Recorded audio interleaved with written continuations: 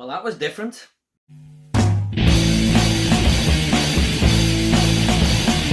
What is up, everyone? Movie Way, back again with another review, and it's going to be for the 2021 film Eternals, and this is directed by Chloe Zhao and stars many big cast members like the MCU tends to do quite a bit.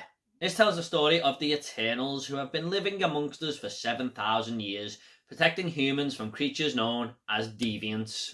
Sometimes movies come along a lot more often than lately, actually, with social media and stuff, that seem to split opinions, and the Eternals is definitely one of them. I've seen so many bad comments about this movie going in, and so many positive ones as well, so I kind of dampened my expectations a little bit, and just went in and expected something that wasn't your typical MCU film. First off, the story is a very ambitious one. It tries to be bigger and bolder than most of the franchise, barring Infinity War and Endgame, really. And we are introduced to a whole bunch of new characters here that we need to get to know. They have a rich history behind them. They all have personalities that we're not used to and know nothing about, really. And I feel like it would have been a struggle for any writer to come in and put this into a 2.5-hour movie. And I think it's turned out pretty damn well. Now, the movie really does take its time to explain the story's origins, why these Eternals are here, each character and their paths and what they're destined to become. And we do end up delving into each one of them at some point, with all of them pretty much sharing the same amount of screen time. And in doing so, this definitely feels like a more slower paced film than your typical MCU movie. The story takes its time to get where it wants to get to, and I feel like this is where opinions are being split on Eternals. But like I said at the start of the review, I told myself to go in and expect something a little bit different, and I feel like you have to with this movie. But it wasn't a problem for me. I was totally immersed and so interested in what was going on.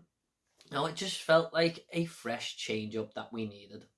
Fear not, though, there are plenty of typical Marvel tropes in there as well. The action scenes are pretty damn incredible, like most of these movies. I never got tired of seeing Angelina Jolie pull out this light-powered sword. It was just great to see her pull that out every time and start kicking ass with it.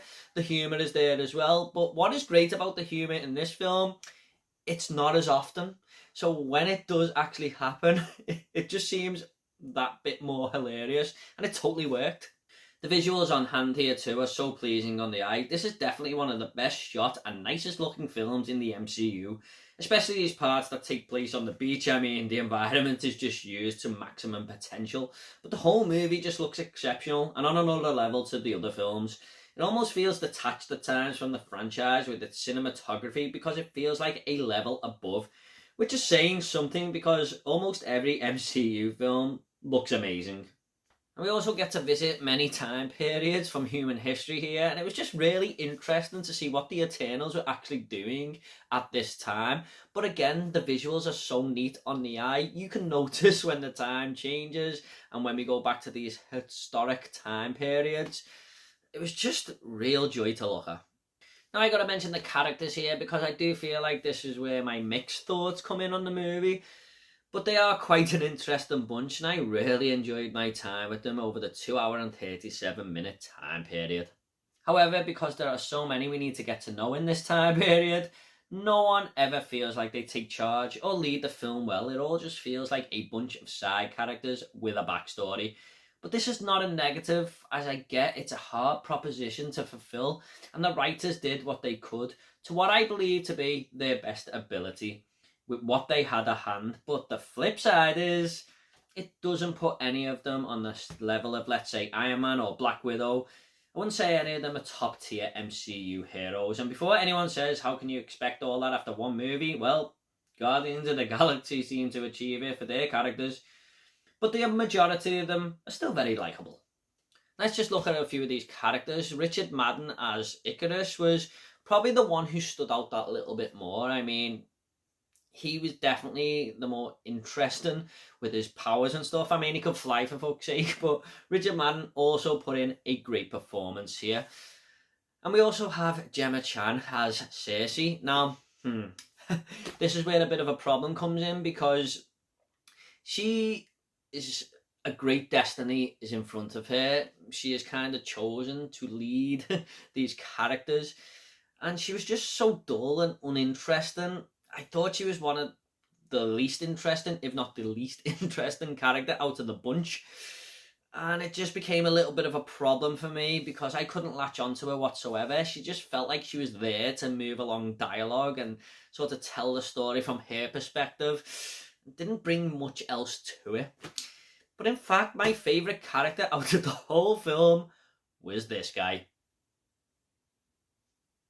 And the movie does explore mental health with a certain character, and I really appreciate what Disney were trying to do here. My only problem with it is it didn't feel like there was a satisfying conclusion at the end, or a nice little send-off of the character, or some sort of outcome.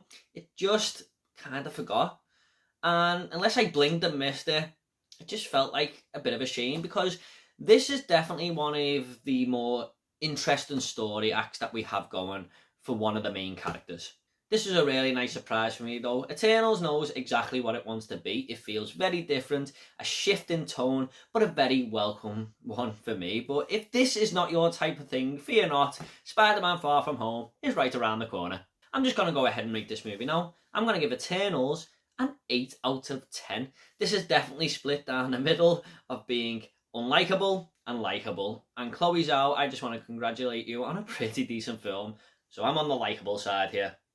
Okay, at the end of these reviews, I always like to leave a little fun fact. Now, a fun fact for Eternals is that Chloe Zhao is the third Oscar-winning director to direct an MCU film, after Joe Johnston and Taika Waititi. Okay guys, I hope you all enjoyed this review. Please consider subscribing to the channel. Got a lot more reviews coming, lots more videos, and if you want to comment about Eternals, leave it down below and I'll reply to every single one of you, I promise. I also have my MCU franchise reviews down below. I haven't reviewed them all yet, but I hope to get there in the end. So if you want to check that out, the playlist will be down below. Take it all easy guys. I'll see you all next video.